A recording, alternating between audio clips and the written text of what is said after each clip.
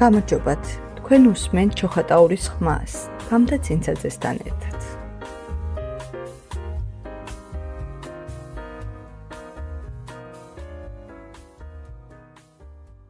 ამ კონკურსში მონაწილეობის შემდეგ რა შეიცვალა თქვენს ცხოვრებაში?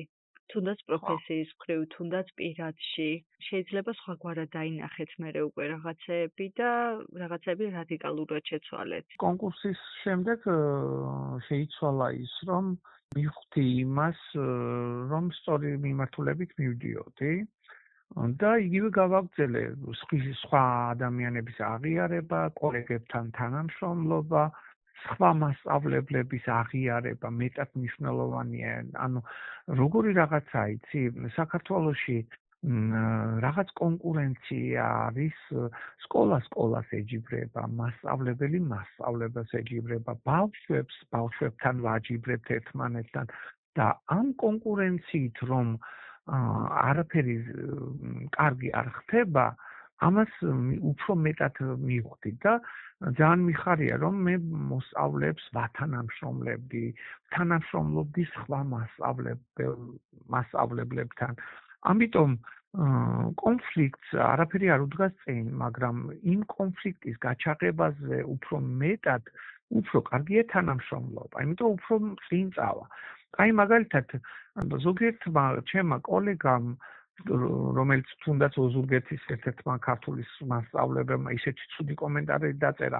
აი იმ მასწავლებელს ჩემთან ერთად რომ ეთანამშრომლა, ჩვენ ახლა უფრო ძალიან ძლიერები ვიქნებოდი და ძალიან მაგარ საქმეებს გავაკეთებდით, მაგრამ ამჯობინა რომ გაველანძღე. სულელეები დაწერა, რომელიც პედაგოგს არ ეკადრება, ხო? ამიტომ ამას შევხედე და ახლა მოსწავლეებს კი არ კონკურსში კი არ ვაბამ თავის კლასელებთან, არამედ ვცდილობ რომ ჯგუფური მუშაობის დროს ბევრი ბავშვი ვათანამშრომლო ერთმანეთთან. ერთ-ერთი ჯგუფური მუშაობა, გუნდური მუშაობა ვასწავლოთ და უფრო დამანახა ის, რომ ჩვენ არ უნდა გვაინტერესებდეს ჩვენი მოსწავლეები როგორი სოციუმიდან მოდიან.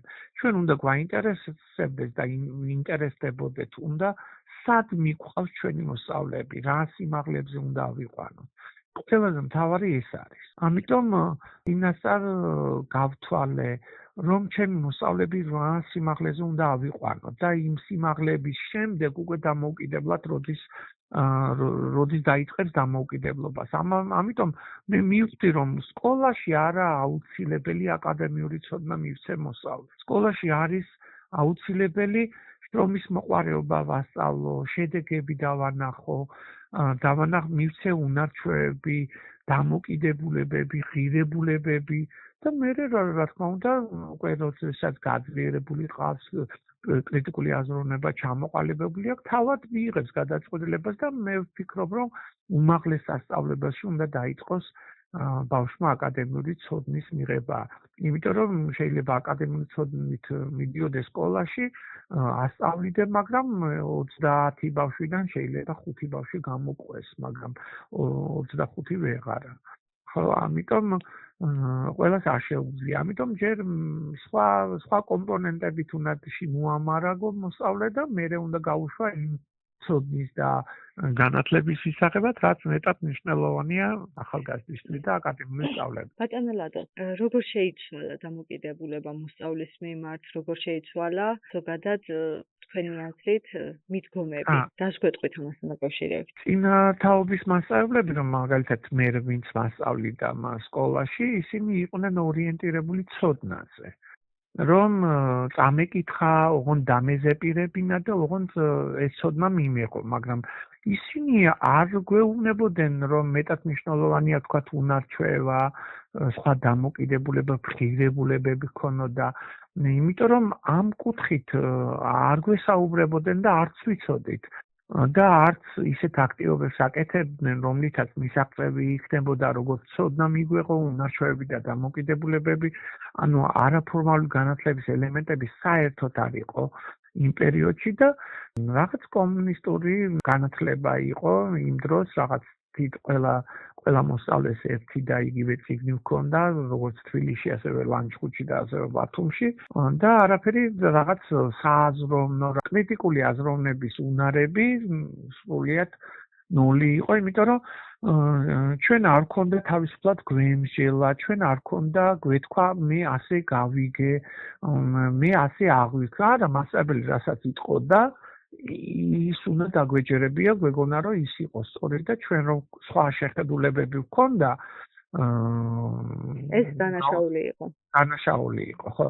ახლა პირიქით არის, ხო? ახალი თაობა მაგალითად ჩემმა კოლეგამ შუშანიკის წამება, შუშანიკისა და ვარსქენის სასამართლო პროცესი გააკეთენ და ისე მოხდა, რომ ახლანდელმა თაობამ შუშანიკი გაამტყუნა და ვარსქენი გაამართლა. ანუ მათ ჰქონდა ისეთი არგუმენტები, რომელმაც გადაწონა. შეიძლება ახლა შუშანიკი მართალი იყო იმ პერიოდისთვის და კანონიკის, ქრისტიანული კანონიკის მიხედვით, მაგრამ აი ახლანდელმა თაობამ სხვანაირად აღიქვა.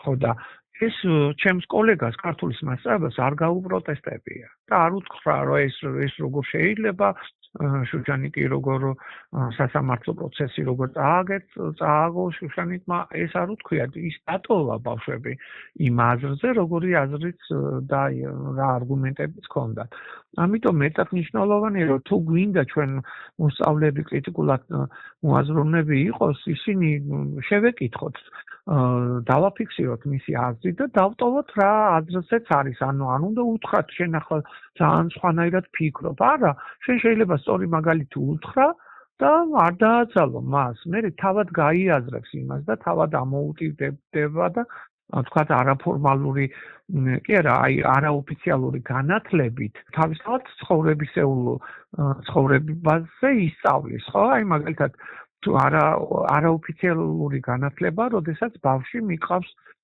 აეროპორტში, ანახებს როგორ პასპორტი სად უნდა ამოიღო, როგორ გაიარო რეგისტრაცია, სად უნდა ჩააბარო ბარგი და ამზადებ იმისათვის, რომ როცა გაიზრდება, მას უკვე იცოდეს, რომ მე მაგალითად ძალიან დიდი ვიყავი, როდესაც პირველად აეროპორტში წავედი და სულ არ იცოდი, სად მიმეტანა პასპორტი კი ნაღამ სახში დავტოვე რაში მჭირდება მეთქი და მოკლედ არაფერი არ ვიცოდი და ახლანდელმა თაობამ უკვე მე-4 კლასელებმა იციან ახალი თაობის მასწავლებლები უფრო გორები არიან იცი წინასწარ ხდებიან მის მოსწავლეს რა გამოწვევები ექნებათ ცოტა ხანში და იმისთვის ვამზად ანუ უფრო პრაქტიკული კუთხით ამზადებთ მგონი მოსწავლეებს ხო აი ცხოვრებაში ცოდნის მიღებასთან ერთად აუცილებელია რომ იმ ციფრული ტექნოლოგიები რაღაც ბევრი აქტივობებია მაგალითად კახუტი ასეთი ისაა რომლითაც შეიძლება შეჯიბრება ჩაატარო კლასში და გამუშაო არის სხვადასხვა ინტერნეტ რესურსები რითაც ასწავლი და ამ რესურსებით ამზადებ მომავალში რა იქნება მნიშვნელოვანი აი პროგრამირება ჩვენ ახლა დავждეთ და ვეფხისტყაოსანი და დავაზეპირებინოთ ბავშვს გვეტყვის რომ რაში დამჭირდება გულში ჩავწერ და ამომიგდებს იმ ლექსის სტრიქონს აი ძველად მაგალითად მე ვიცი რამდენიმე მასწავლებელი ძალიან დიდ პატივს ვისაც ვინც ვეფხისტყაოსანის ზეპირად იცის მაგრამ აი 2 წელი დასჭირდა რომ ვეფხისტყაოსანი ეს დაეზეპირებინა მასწავლებელს და ცხოვრებაში ვერაფერში ვერ გამოიყენა და ჩვენ მოსწავლეებს ერთხელ მოვიყვანეთ სტუმრად ასეთი მასწავლებელი და მოსწავლებმა უთხრა რომ 2 წელი რატო იწვალეთ, როდესაც შეიძლება აგერ Google-ში ჩაწეროთ და ეს ქალი თითქმის აკირებამდე მივიდა რომ ამ ქალს ეგონა რომ ბავშვები აღფრთოვანებული იქნებოდნენ მისი ცოდნით და განათლებით და ბავშვები არ აღფრთოვან და უთხრა რომ რატოილად დავიკარგიათ დრო ან ინგლისური გესწავლათ ან რომელიმე ქვეყნის ენა გესწავლათ ხო უფრო ბევრად გამოიყენებდი და მე ეს ქალი ტიროდა ხო და მე ვიფიქრე რატომ მოვიყვანე კაცო აი არაო ამ ბავშვებმა დამანახა რომ სწორი მიმართულებით არ წასულვარ ამ პედაგოგმა თქვა რომ მართლა შეიძლება გაზეპირება ჩემი აზრითაც რა ვიცი ეს ჩემი სუბიექტური დამოკიდებულება არ არის სწორია როგორ გავიაზრებთ წაკითხულს ხო აი გაზეპირება არაფერს არ აზრებს ბავშვებს ხო არაფერის მაგნიტი აი როგორც ყველაზე ნაკლები, ყველაზე დაბალი დონის აქტივობა არის, როდესაც ფილმებს აყურებინებ ბავშვს. და ბავშვებს უფრო სხვა ფანტაზიები აქვს, მას უნდა რომ რაღაც დასაწყისი დაამთავროს მან, მაგრამ კინოში იგივე მთავრდება რაც არის. ამიტომ აი ასეთი დაზეპირება არაფრის მომცემი არის. ამიტომ მოქმედება საჭირო, აი ჯგუფური მუშაობა, გუნდური მუშაობა, აი 5 მოსწავლის ერთად რო დავაჯერთ, ჯგუფური მუშაობაა და ძალიან დიდ ხმაურს იწვევს, მაგრამ ძალიან ბევრ რამეს სწავლობენ ბავშვები. რა სწავლობენ? რატო ვატარებთ ამ ჯგუფურ მუშაობას? იმიტომ რომ მოსწავლებმა ისწავლონ თანამშრომლობა. პრობლემა ერთად უნდა გადაწყვიტონ. ერთმა იცის, მეორემ არ იცის, მერე ის გებულობს, ანუ თანამშრომლობა გამოდის. ასევე სწავლობენ დროის რეგლამენტს, ერთი დროის რეგლამენტია პასუხისმგებელი და იცავს რომ ბავშვებო უკვე 5 წუთი დაგვრჩა, ასე ანუ თავის შრომას ინაწილებენ.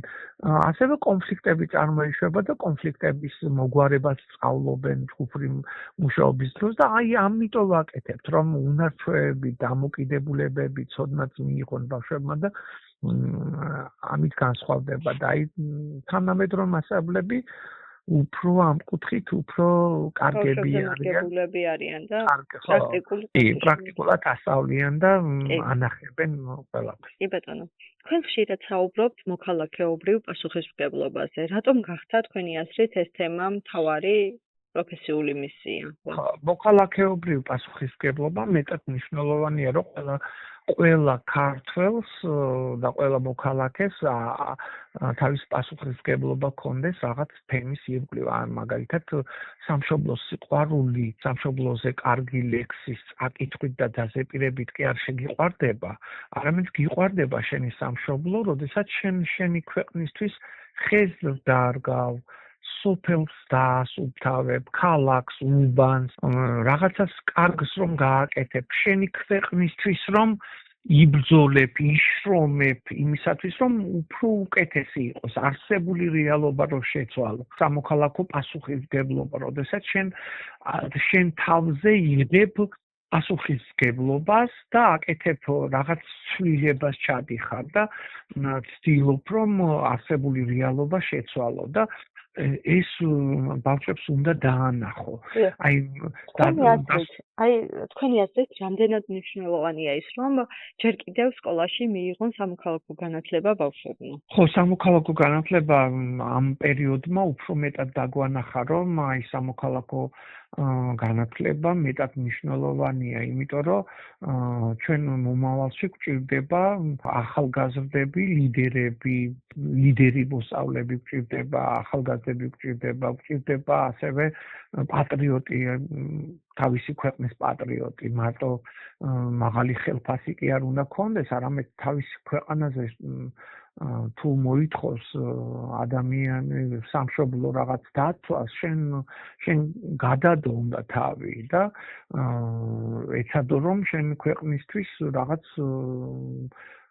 რაღაც გაიღო, თუნდაც დრო, თუნდაც შენი ბევრი მუშაობა. ჩვენს ქვეყანაში ძალიან ბევრი ეროვნული გმირია და ამ ადამიანებმა თავისი სიცოცხლე გადადო ქვეყნისთვის. მე ყოველთვის შემოსწავლებს ყვები მარო მაყაშვილზე, რომელიც ჩვენი ქვეყნის ეროვნული გმირია და მარო მაყაშვილი რატო გახდა ეროვნული გმირი, რომ 19 წლის გოგონა, რომელიც ცდილობდა რომ ჩვენი ქვეყანა ყოფილიყო თავისუფალი და არ შემოსულიყო რუსები და არ მოხდარიყო დაპყრობა და ასე შემდეგ და აი ბოლოს როგორ დახვრიტეს ის და მთელი ისტორია სად მოღვაწეობდა, წითელი ჯვარის მოხალისე რო იყო, მთელი ისტორიები არის მარო მაყაშვილზე, სპექტაკლებსაც დგამენ მოსწავლეები ამის შემდეგ და ჩვენთვის ისა, ამიტომ ვები რომ აი რამხელა პასუხისმგებლობა აიღო, სამოქალაქო პასუხისმგებლობა აიღო მარო მაყაშვილმა. იქ მარო მაყაშვილის გაგზავნილ წერილებსაც ვაკითხებ, სადაც ის საუბრობს რომ იმედი აქვს რომ ყველაფერი კარგად დასრულდება და რომ ჩურჩხელები სჭირდება და თბილი წინდები სჭირდებათ იმ მეომარ ბიჭებს, რომლებიც იცავენ თბილის. აი ამ ასეთ რაღაც კარგ кейსებს ვაკითხებთ მოსწავლეებს, რომ მათაც განუვითარდეს და პასუხისმგებლობა აიღონ და უკვე გამოვიდნენ ინიციატივით. შენ შეიძლება პასუხისმგებლობა გქონდეს აღებული, მაგრამ ინიციატივით არ გამოხვიდე და არაფერი არ მოაწესრიგო. მაგალითად, ინიციატივა უნდა გქონდეს, რომ თქვათ დამეწყვილ მიწაზე როგორ დაარგოთ მერგები, ხეები, ან პასუხისმგებლობა აიღო, რომ მდინარის პირას რაღაც ნაპირს გასამაგრებელი სამუშაოები, ხეები დაარგო, როგორ დაასუფთავო შენი სოფელი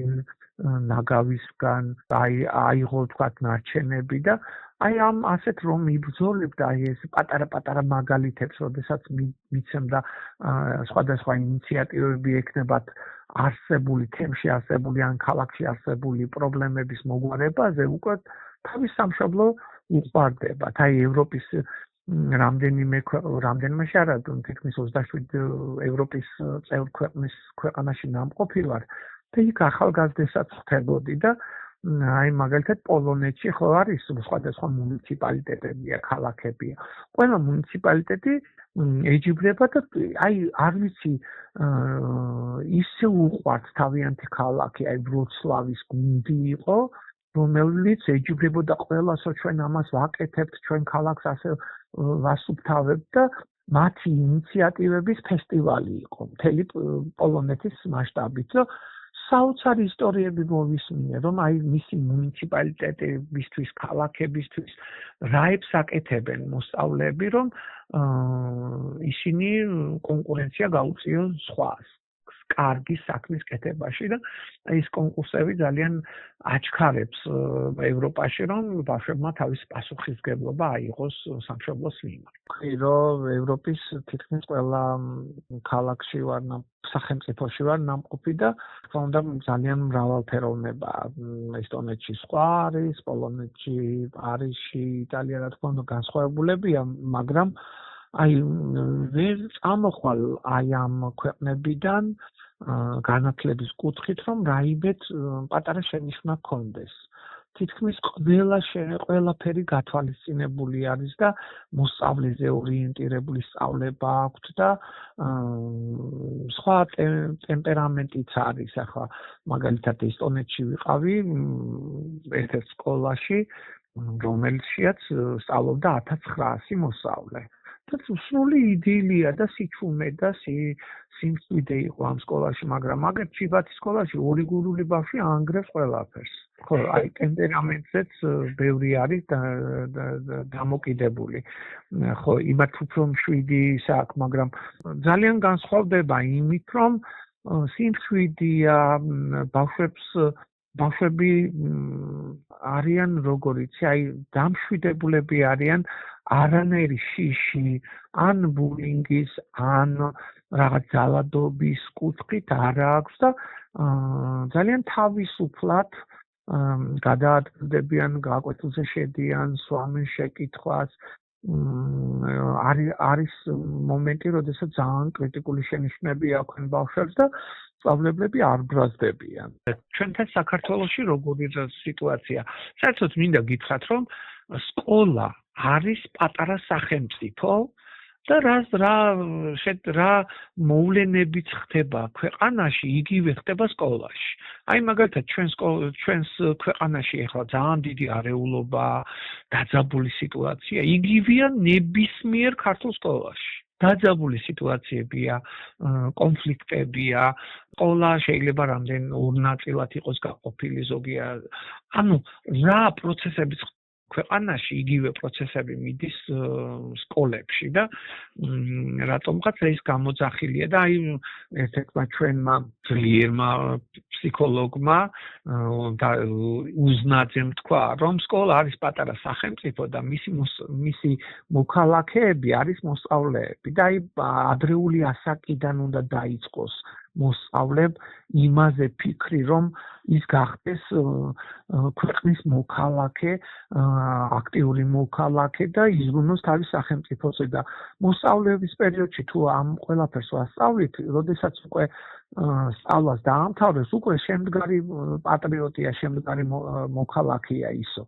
მაგრამ ჩვენი პერიოდის მოსწავლეებს, როცა სკოლა დავამთავრეთ, სულ არ ვიცოდით, თუ შეიძლებოდა შენი ქვეყანა, შენი სამშობლო ასე ყვარებოდა და რაღაც სიკეთეები, არა, რატომღაც გვეგონა რომ უნდა გაეკეთებია ვიღაცა სხვას და მე კი არ უნდა დამერგო ხე, არამედ სხვას უნდა დაერგო.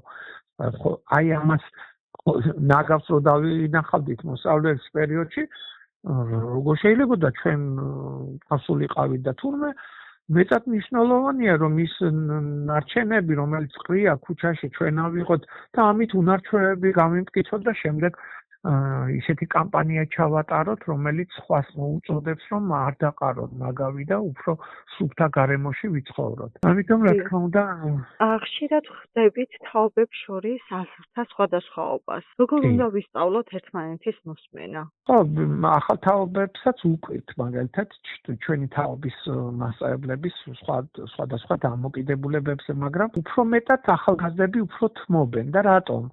იმიტომ რომ მოსწავლებმა უფრო მეტად იციან, რომ ჩვენს ირგვლივ არის ადამიანები, რომლებიც ჩვენ არ გვგავს, განსხვავებულები რო ვართ, სხვადასხვა აზრები რო გვაქვს, სხვადასხვა გემოვნება რო გვაქვს, სხვადასხვა დამოკიდებულებები რომ გვაქვს, ეს იციან უფრო მეტად ახალგაზრდებმა და იციან რომ ამ ყველაფერთან თანაცხოვრება უნდა მოახერხოს, მაგრამ ძველმა თაობამ როგორც თვითონ ფიქრობს, გონიათ რომ ისე უნდა ფიქრობდეს თავისი მოსწავლე და ძალიან არ მოსწონთ მოსწავლეებს, როდესაც მასწავლებელი გადაჭრით ეუბნება, რომ გინდა თუ არა ესე უნდა მოიქცე და ესე უნდა, მაგრამ ახალგაზრდები უფრო მაღალი ცნობიერება აქვთ ამ კუთხით და იციან, რომ არიან ადამიანები, განსხვავებული ადამიანები და ეს ადამიანებთან თანაცხოვრება უნდა შეეცვლონ და იციან რომ მრავალფეროვნება არის ამ კუთხით და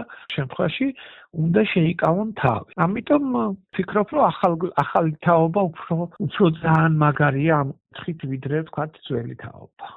ამიტომ რა ვიცი ახლა მასწავლებლებიც ნელა სწავლობენ იმას რომ მოსწავლეებს მაინც თავიანთი აზრი აქვთ თავიანთ რაღაც გადამხდარ ისტორიების მიხედვით აკეთებენ ასეთ დასტმებს და მათ კიდევ ექნებათ ისეთი ისტორიები, რომლებიც სწორ პასუხამდე მიიყვანებენ.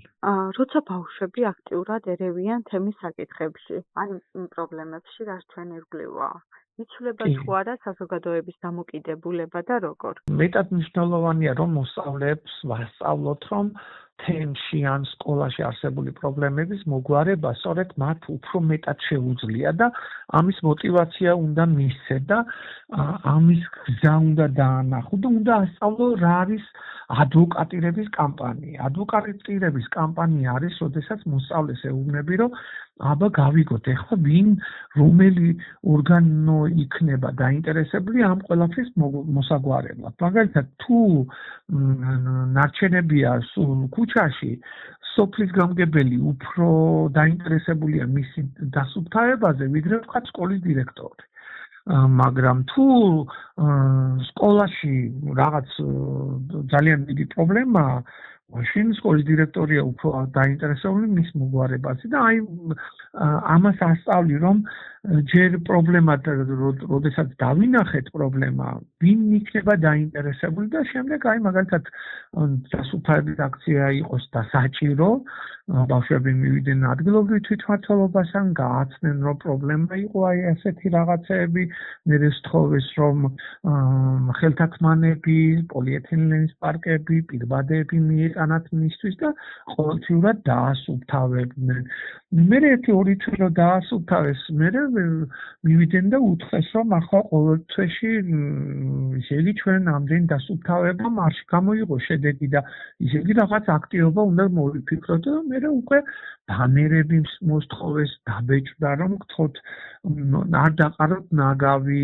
რაღაც მესიჯები ქონდათ არ გადაყაროთ ფოთლები ხერს გაუხმება ფოთლები და რაღაც ასეთი გალექსილი ციტატები ეწერათ ამ ბანერებზე და საზოგადოებაც ცდილობდა რომ აი ამ ბავშვების ასეთმა კარგ მესიჯების გამო თქვათ ნაგავი არ გადაეყარათ ისეთ ადგილებში და არ დაებინძურებიათ ადგილ და აი ისე მოხდა რომ მეოთხე მეხუთე თვეს უკვე საერთოდ არაფერი ნაგავი არ იყო დაყრილი და არც გამგებელს ჰქონდა მოსატანი პირბადები და ხელთათმანები და არც ერთ თვეს.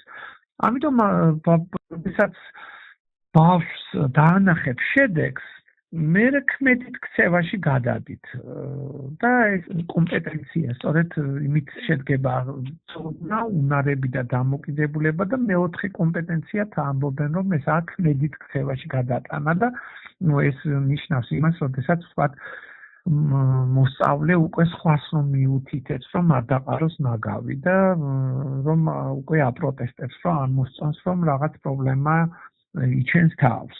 აი მაგალითად ექსკურსიაზე ვიყავით და მძღოლს მიაწოდნენ ბანანის და მძღოლმა გამოუაღო ფანჯარა და ის ბანანის ქერქი გადააგდო ფანჯრიდან და ერთი ბავშვი რაიმე ზაურიბიძე უნდა გააჩეროთ მარშრუტკა გააჩერა და უთხრა რომ ზაურიბიძე სანამ ის ქერქი რომელიც გადააგდეთ ფანჯრიდან არ ამოიტან ძევი ხანდი არ დავდები მარშრუტკაში. აი მაშინ მივხვდი რომ ჩემ მოსწავლეს ქმედით ქცევაში ქონა გადატანილი ის რაც მე ვასწავლე. დასეტყოდი დღეს თქვენს ყოფილ მოსწავლეებს, რომლებმაც თქვენი გავლენით საკუთარი გზის პოვნა შეძლო. ჩემ ყოფილ მოსწავლეებს ვეტყოდი მადლობას და მადლობას იმიტომ რომ ყოფილ მოსწავლეებთან ერთად მეც გავიზარდე.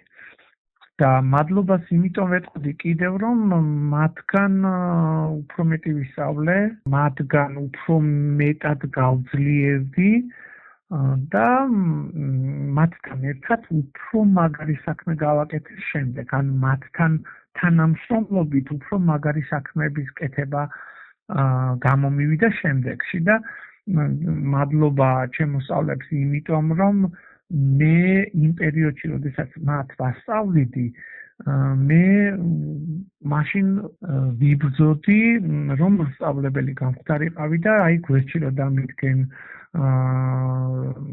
რომ ყველაფერი შეითვისენ და შემდეგ მათი წარმატების ისტორიები ნახე და გავიხარე და ამით უფრო დიდი мотиваცია მომეცა, ამისთვის ძალიან დიდი მადლობა. აი ერთი ისტორია იყო ასეთი, რომ დავალება უნდა შევამოწმო კლასში, ვისაც დავალება ჰქონდათ, ის ბავშვები აქტიურობდნენ მას ჩემი დავალება, ნახეთ ჩემი დავალება და ერთ-ერთი გოგონა იყო, მზია ქვიოდა ამ გოგოს, რომელიც ძალიან მოწყენილი იყო და მივხვდი რომ დავალება არ ჰქონდა, მაგრამ დრო უნდა ჩაგვერთო რომ გამოესწორებია და ეს დრო სადღაც 5 წუთი უნდა გაგრძელებულიყო და მივეცი დრო ჩავთეთ ეს ქვიშის საათი ჩავთეთ და მაინც მოწყენილია და მივედი მზიასთან და უთხარი რომ ვერ დაწერე მეთქი და ვერა უმასწავლებელო ვერ დავწერა. კარგი მე უთხარ მზია, მოდი ასე მოვიქცეთ, ცოტა ბავშვებს დავცილდით, უფრო სიღრმეში შევედით კაბინის ოთახის სიღრმეში და დავჯექი და უთხარი რომ მე შენთვის ახლა ამ დროს გავაჩერებ. შენ შვიდად წაიკითხე, გაკვეთილი და მე უფრო დაწერე მეთქი და აი მის თვალწინ ეს ქვიშის საათი გავაჩერე და აღარ მოდიოდა ქვიშა. რა თქმა უნდა ბავშვებმა სხვაებმა გააკეთენ ყველამ თამაბარა და ბოლოს მოვიდა მზიას დრო და მზიას უთხარი ეხლა ჩავთავ იმას უკვე რომ მივხვდი რომ დაამთავრა მზიამ თავის დავალების დაწერა მაშინ ეს ქვიშის საათი დავაყენე და დაიწყო ქვიშამ და დრო ისევ გაგრძელდა და მახსოვს რომ მზიამ ძალიან კარგად დაწერა მაშინ ის დავალება და ძალიან მაგარი იყო და დავემშვიდობეთ და მადლობა და ბოლოს მზიამ წავიდა საზღვარგარეთ უმაღლესში ჩააბარა და პატარა ვიდეო მომდის ამას წინათ ჩამიგდო მზიამ საერთაშორისო კონკურსი მოიგო შვეიცარიაში. რა მაგარია. ხო და სამადლობელ სიტყვაში ამბობს ასეთ სიტყვას ამბობს, რომ მე ძალიან მიხარია, რომ ამ წარმატებას მივაღწია, მაგრამ ჩემი გამარჯვება ეცვნება ლადო მასწავლებას, რომელმაც ჩემ პატარობისას ჩემთვის მთელი სამყაროს დრო გააჩერა. ეს იმდენად ამაღელვებელი იყო, ეს იმდენად ამაღელვებელი იყო, მთელი 1 საათი ვტიროდი. იმიტომ ჯერ ერთი რომ მოსწავლეს თუ ეს მისთვის რომ დრო გავაჩერე და სამყაროს დრო გავაჩერე და ამან იმხელა მოტივაცია მიცა რომ ამხელა წარმატებას მიაღწია და მერე ის რომ ვიდეო იყო ჩემთვის ძალიან ემოციური, იმიტომ რომ თან მზია ცრემლი მოდიოდა, თან ჩემი სახელით გავიგონე და თან ძალიან ბევრი ადამიანი უყურებდა ამას და ამბობდა რომ პირველი კონკურსანტი ხარ, რომელმაც თავის მასწავლებლად გადაუხადა მადლობა. და ძალიან მიხარია რომ ამ ისტორიების, საინტერესო ისტორიების კომიქსები მაქვს დაწერილი და ცოტა ხანში გამოიცემა ეს კომიქსები, ძალიან საინტერესო იქნება ალბათ. ძალიან დიდი მადლობა ბატონო ლადო, წარმატებებს გისურვებთ და ძალიან მიხარია რომ საქართველოში არსებობს თქვენნაირი მასწავლებლები, რომლებიც აძლევენ მოსწავლეებს ძალიან დიდ მოტივაციას, მიუხედავად მათი სოციალური მდგომარეობისა, შესაძლებლობის. დიდი მადლობა. წარმატებებს გისურვებთ. კარგად გრძანდებოდეთ. კარგად იყავით.